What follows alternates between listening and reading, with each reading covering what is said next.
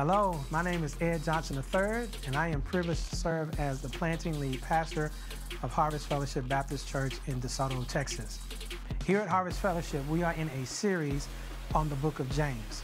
In his letter, James seeks, in essence, to show us the relationship between our saving faith in Jesus and our righteous works for Jesus.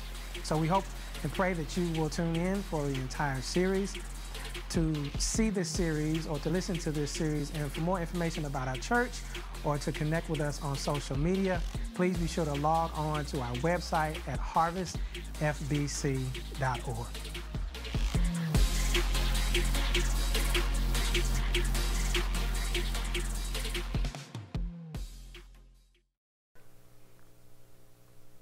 In February 44 BC, drunken with political power, Julius Caesar declared himself to be dictator for life of the Roman Republic. This move of him declaring himself to be dictator for life, along with other moves he made, soured his leadership in the eyes of many on the Roman Senate. His detractors decided that they would no longer stomach what they perceived to be his dictatorial appetite. During closed-door secret meetings, members of the Senate decided that the only course of action to stop Julius Caesar's reign was to assassinate him. And so on March 15th, 44 BC, just over a month from the time that Julius Caesar declared himself dictator, they executed their plan to assassinate him. As Caesar sat in the theater of Pompeii to begin the session, members of the Senate rushed him, stabbing him to death with daggers. Roman physician Antistius determined that out of the 23 stab wounds inflicted upon Julius Caesar, only one stab to the chest was fatal. That stab to the chest cut his aorta and caused internal bleeding, which led him to bleed to death. He was able, the physician that is, to arrive at such a conclusion by conducting an autopsy of Julius Caesar's dead body. An autopsy is a surgical procedure that consists of a thorough examination of a corpse by dissection. Autopsies are performed to determine the cause, mode, and manner of death, or to evaluate any disease or injury that may be present for research or educational purposes. This morning, the text before us in verses 14 through 26 is a written autopsy report from the pen of James. It is not an autopsy of a dead body, but of a dead faith. James's spiritual autopsy report will show you and I not so much what causes dead faith, but rather what characterizes dead faith. His finding concerning dead faith is simple and straightforward, and it is repeated twice in the passage, one in verse 17 and the other in the B clause of verse 26. What is dead faith, James? After performing an extensive spiritual autopsy, James answers that question as follows.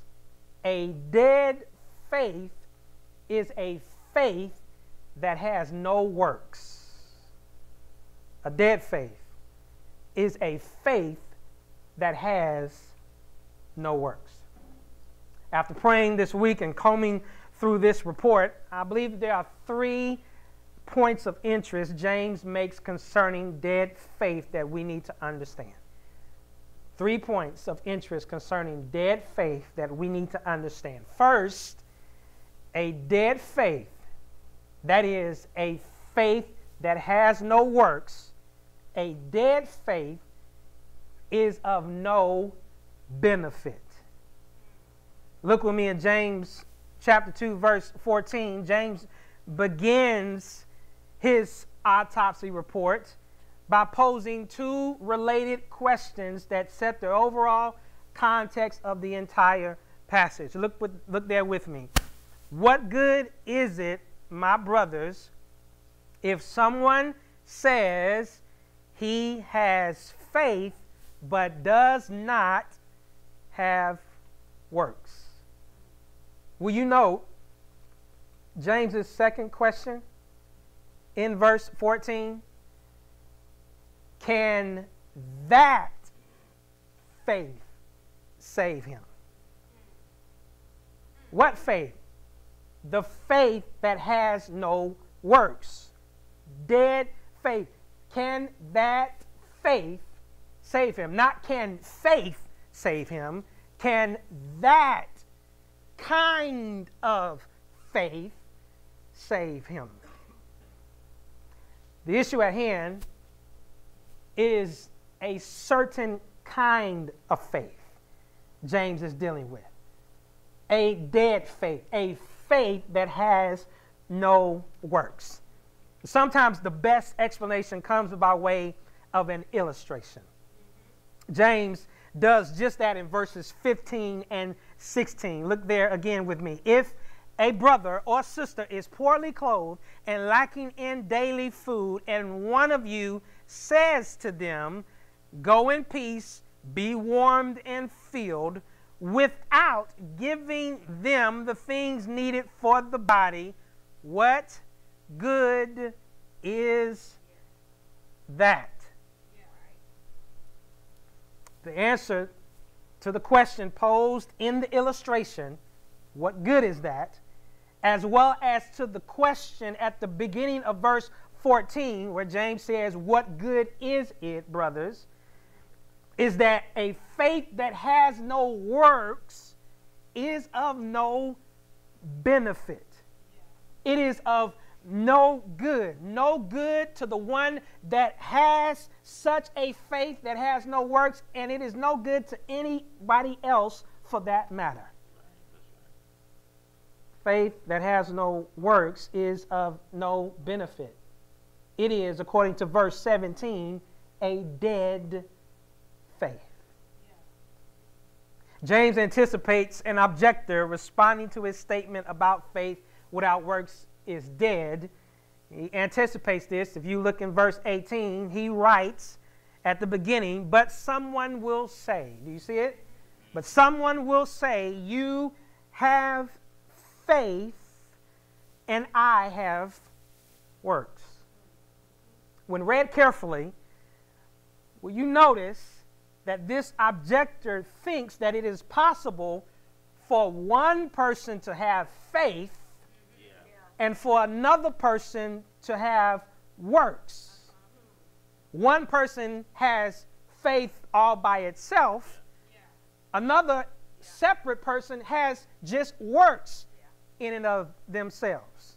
In other words, this objector thinks that faith and works are two unrelated realities that can exist separate from one another. Read it again. You with me? Verse 18. But someone will say, you have faith and I have works. James obviously disagrees with that thinking as we read in the second part of verse 18, where he writes, show me your faith apart from your works, and I will show you my faith by my works.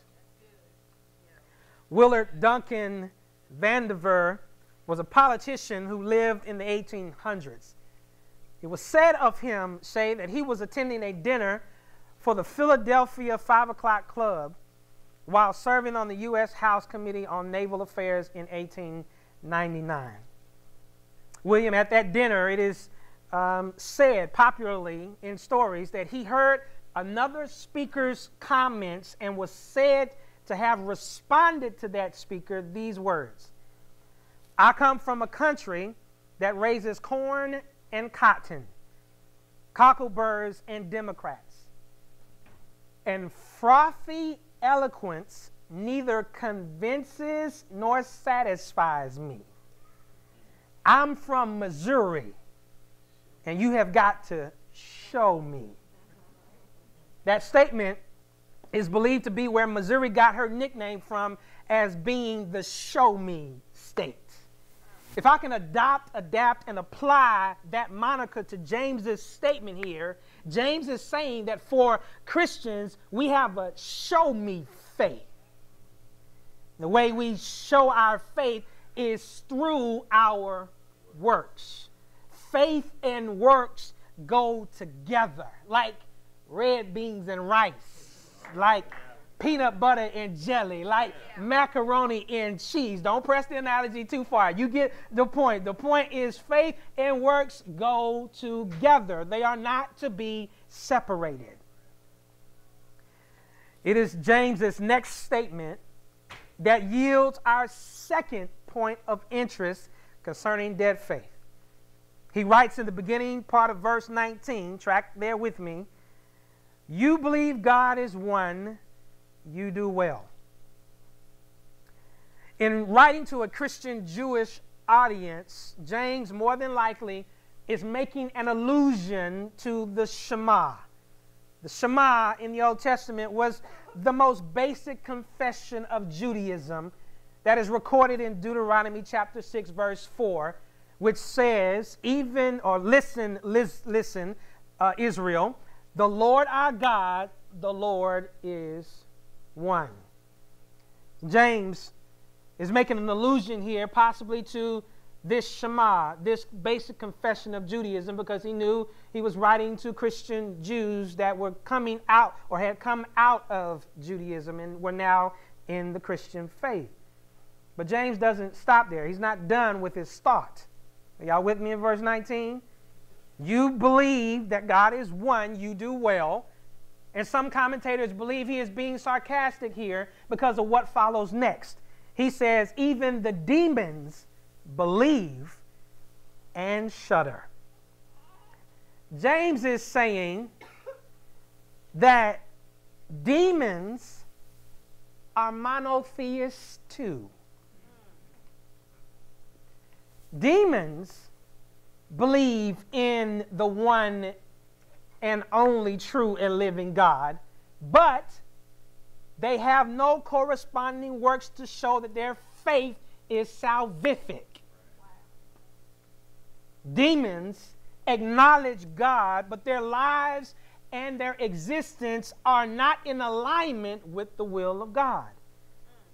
They recognize Jesus, but they don't willingly, without compulsion, and with joy, reverence and submit to him as Lord of their lives. Demons' faith is a dead faith because their faith has no works attached to them. With that, here is the second point of interest concerning dead faith that James gives to us. Dead faith, that is a faith that has no works, is mere intellectual assent.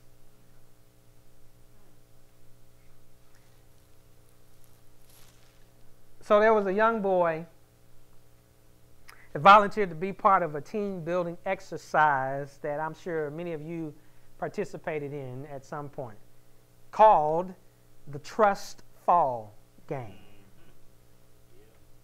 He was blindfolded and put on top of an elevated platform. And there he was instructed to cross his arms over his chest and to fall backwards off of that platform. And what he was told was, as you fall back, your teammates will catch you. Instructor said, "You ready? 3, 2, wait. The boy replied in fear. He said, "Wait a minute. Are you sure that they're going to catch me?" his team assured him, spoke up. They said, listen, you know we love you, man. We're not going to let you fall and hurt yourself. All right. Instructor said, all right, 3, 2, 1. Wait. The boy said, wait a minute. Hold up. I can't do this. I'm scared. The instructor said to the boy, do you believe in your team? The boy said, yes, of course I believe in them. The instructor said, no, you don't. You believe in the idea of trust. You say you trust them, but you haven't shown that you trust them. You intellectually, mentally agree with trust, but you have no actions that correspond with that. And so in reality, that young boy had dead faith. That is dead faith. Dead faith is mere mental assent with no corresponding actions. Are y'all tracking? Gotcha. It's just simply saying, yeah, I believe. But you won't jump off the ledge. It's saying, yes, I believe, but you won't jump across the broom. It's saying, yeah, I believe, but your actions are saying you really don't believe, because if you truly believe, your actions will follow in line with that.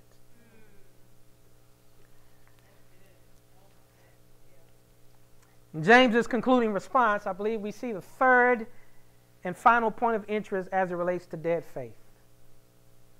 A dead faith, that is, a faith that has no works, is not genuine, justifying faith. Yeah. James says, finally, that a dead faith, that is, a faith that has no works, is not a genuine, justifying faith. According to verse 20, to show this foolish person, he calls, that faith apart from works is useless or dead, James draws on 2 Old Testament biblical characters, Abraham and Rahab. First up, verse 21 is Abraham. Listen to what he says. Look there with me. Was not Abraham our father justified by works when he offered up his son Isaac on the altar? You see that faith was active along with his works, and faith was completed by his works. And the scripture was fulfilled that says Abraham believed God, and it was counted to him as righteousness, and he was called a friend of God.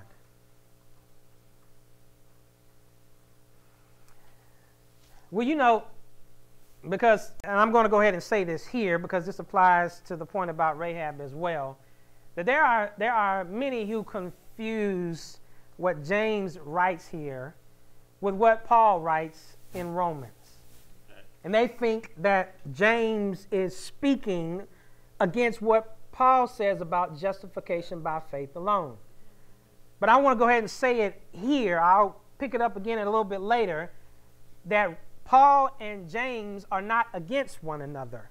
Paul and James are writing concerning 2 different issues going on amongst or in and around the church. Paul is writing in relationship to those who want to put their spiritual resumes before God and say, here are all my righteous works as to why you need to accept me and why I am saved.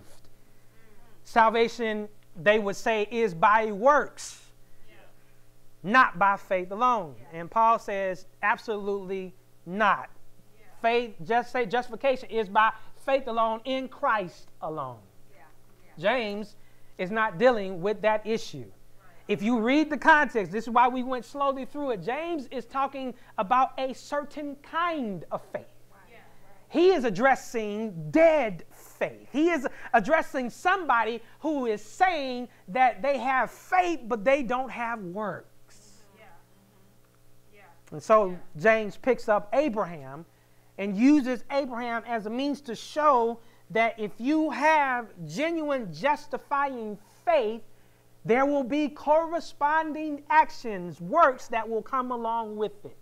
That there is no such thing as having faith apart from works. That faith, that kind of faith is dead faith. Well, you know here that what he says, and he clears it up, you just have to read what James writes. Sometimes we're putting words into James's mouth. Just read what he says, verse 22. He explains what he means when he says Abraham was justified by works. He says, you see that faith was active along with his works. Notice he uses this word, it's synergy. It means working together with. James is simply saying that a genuine justifying faith, that works cooperate with that justifying genuine faith. It works in tandem. Anybody ever seen somebody that they, I don't know if you ever have done this, but people decide for their 50th birthday, 30th birthday, that they want to go skydiving. Right? And I don't know if any of y'all have done this. If you're contemplating it, we're praying for your safety. But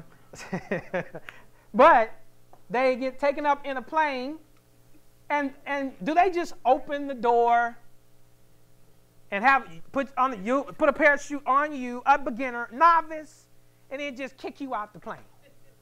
No. What they'll do is they'll attach you to a professional skydiver so that you are jumping in tandem with a professional skydiver. The skydiver is the one that is leading this whole thing.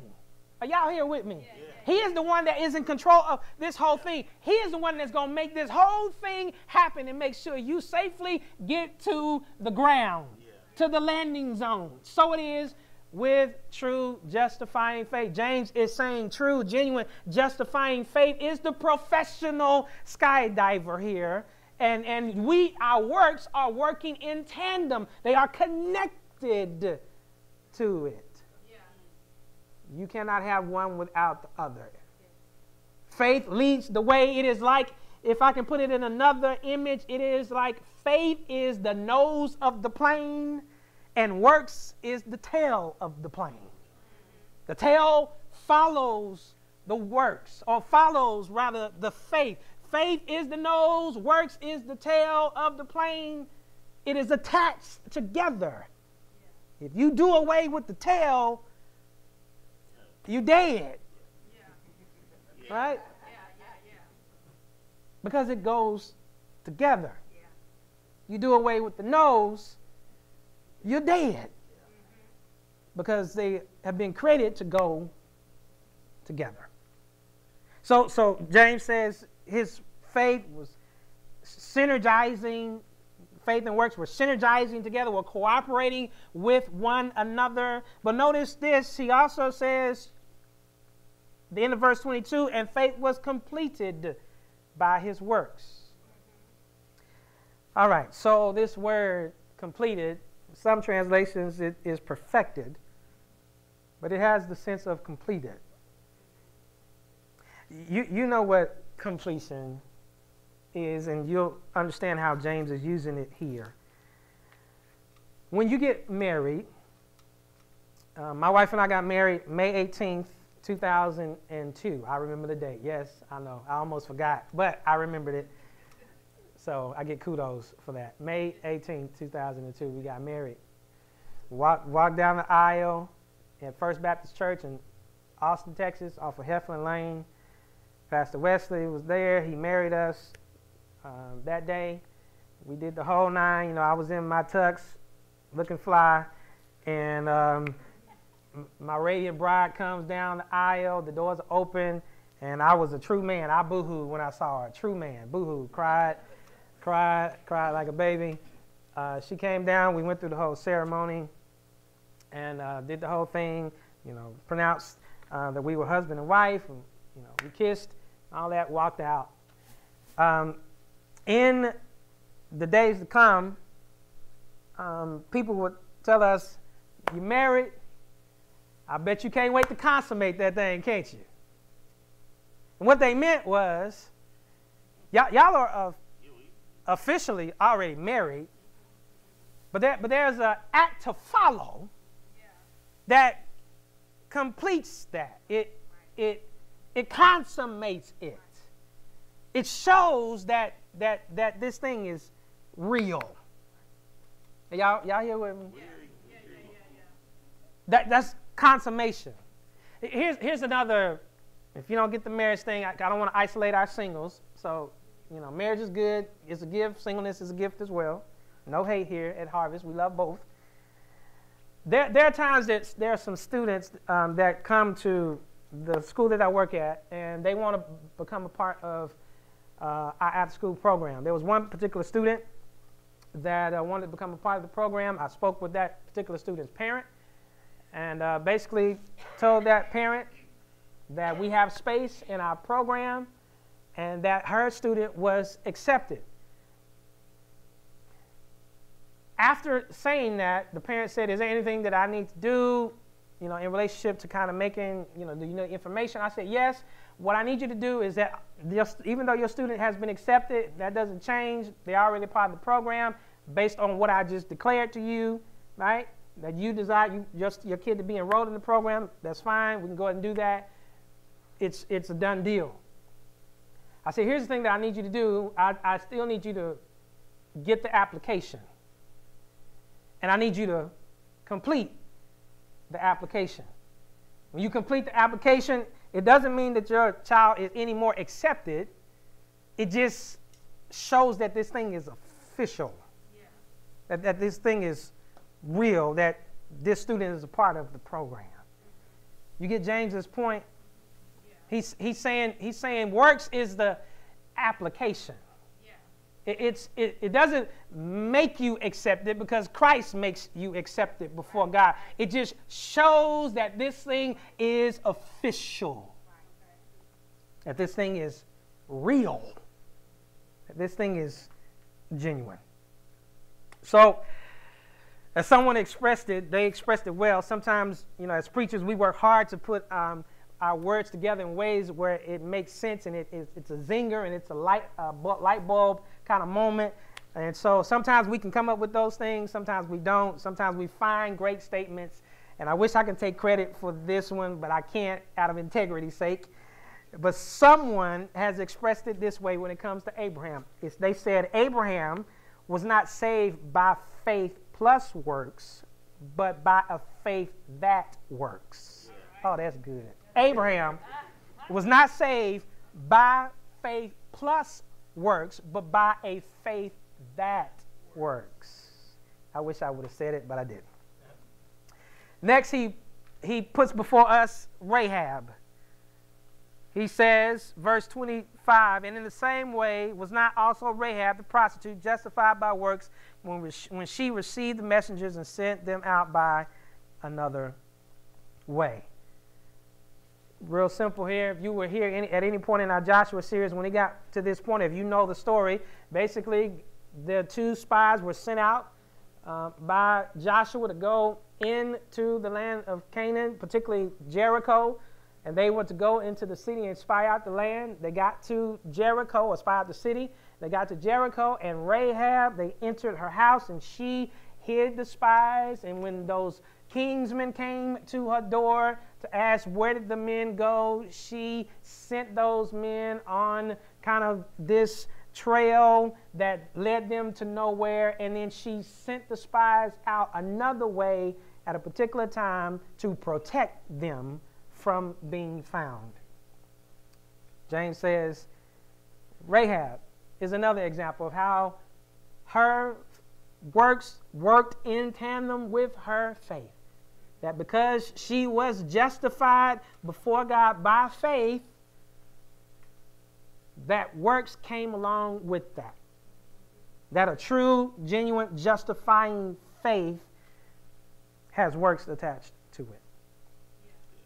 John Calvin wrote this. He said, "It is faith alone that justifies, but faith that justifies can never be alone." Paul, as we go back to that issue that some have to think that Paul and James are at odds with each other, Paul is writing about the necessity of faith for justification. James is writing about the works of justifying faith. Do you see the difference there?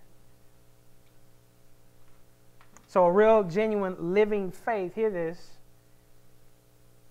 is not evidenced by your profession of faith, but by your demonstration of faith.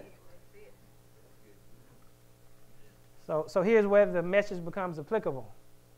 Because James does this, and he's writing to the church, and he's not saying to the church that y'all necessarily have dead faith.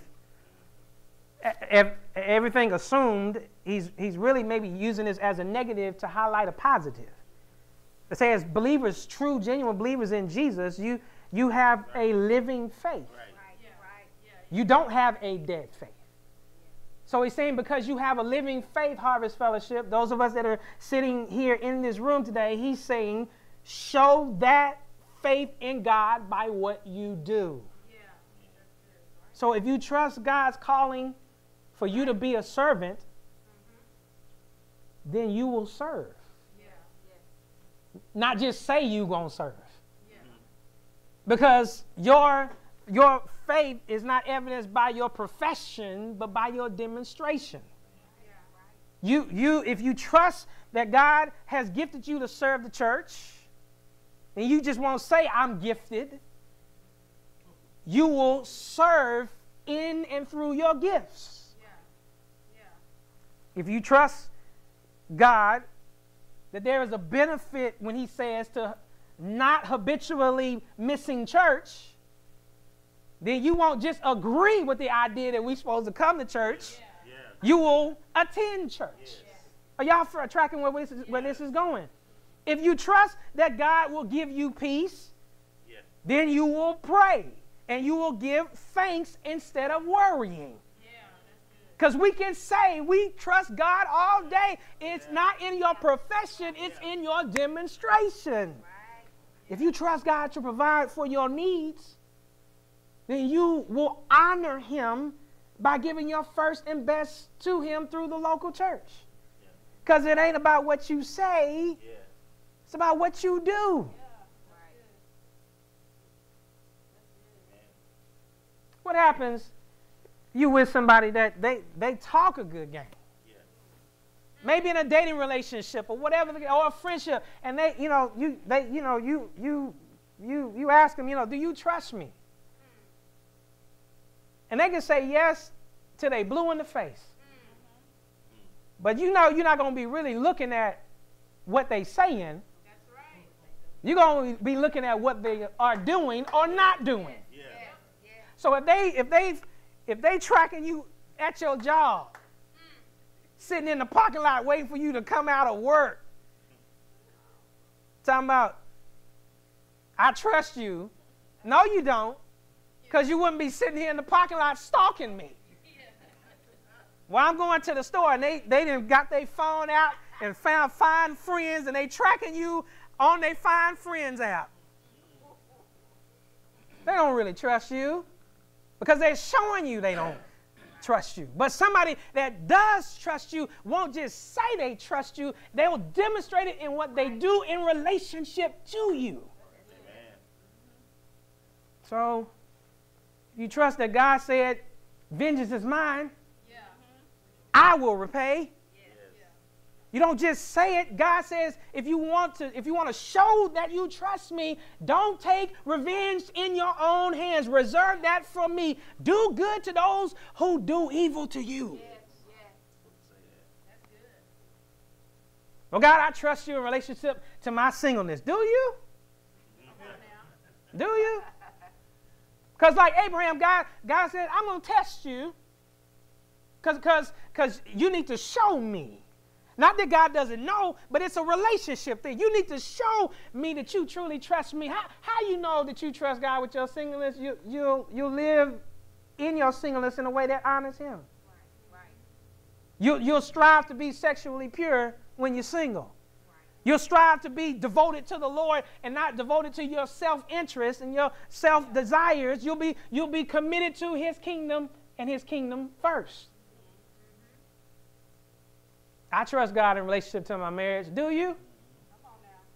I trust God in relationship to my spouse. Do you? And if you do, then you won't abuse them. If you do, then you'll love her like Christ loves the church. If you do, then you'll submit to him as the head over you. If you do, it will show up in what you do. I trust God with my finances. Do you? Yeah. Do you? Because God says, honor me first, give your best to me. But you say, I do, but what you do is you do opposite of what God says do. Yeah. Which demonstrates that you don't trust God, really. Yeah. Well, God knows my heart. I got these bills, and he knows I got to pay this first. And how many times has God proven that he is faithful to provide?